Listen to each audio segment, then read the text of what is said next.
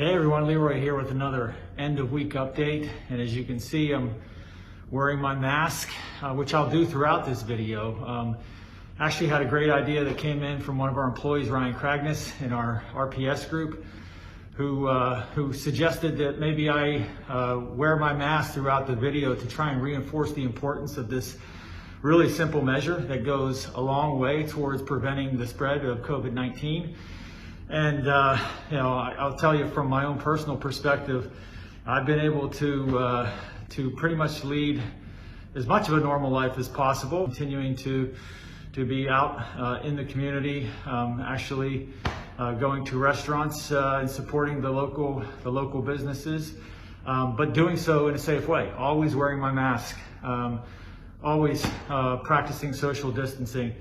And again, have managed to, at this point, to stay COVID-free. The things that you see so often that they talk about as the most important measures are masking up and social distancing. And so you can actually lead a fairly normal life and reduce the risk dramatically. It's not 100% foolproof, but you reduce the risk dramatically by just taking the simple measures of masking up and keeping your social distance. So I'll wear this throughout as hopefully a reminder to everybody of this important measure, and you'll continue to do it.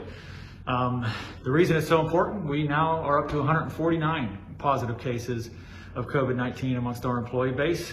So it's up dramatically, again, just like the numbers across the US. So can't stress enough the importance of taking the measures to keep yourself safe, your family safe, your colleagues safe. So please, mask up, social distance, as well as all the other ones in terms of practicing good hygiene, but certainly start with this. As another measure to combat COVID-19 within our North American operating locations where we seem to be having the most issues, we're actually implementing a temporary life-saving rule for, again, practicing the COVID-19 safety protocols. So that is going to be a new life-saving rule that will be in effect throughout the remainder of the pandemic period. And it will require, again, all the things that we already have in place, but again, we've had instances where people have gotten a little bit lax. Just a reminder for everybody too, right?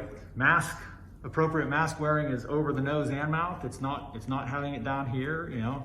And so we want to make sure that we stress the seriousness of following those protocols. So along with this being instituted as a new life-saving rule, there's also some additional respiratory protection that we're looking to provide in terms of the N95 masks for folks that are working within close proximity, that have no other option but to work within close proximity of other people in control rooms and things like that.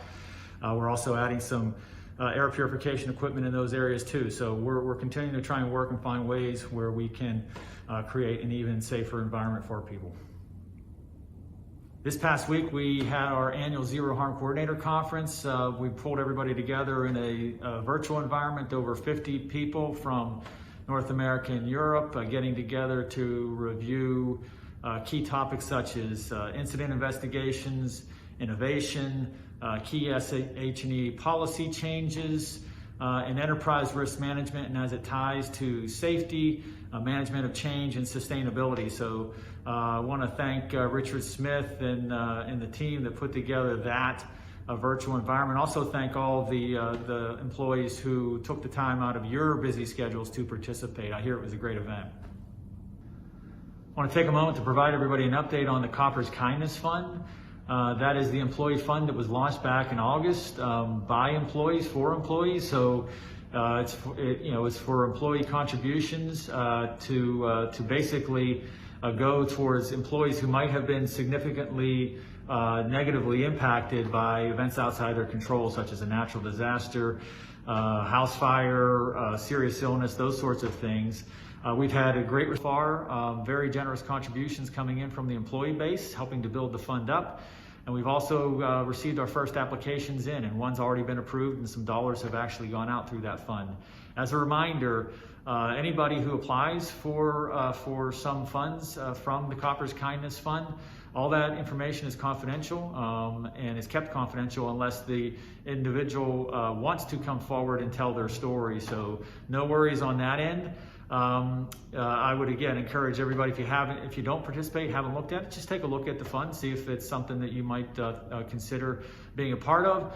And again, if you're dealing with a tough situation and need some additional extra financial help, please look into the Koppers Kindness Fund, see what it can possibly do for you.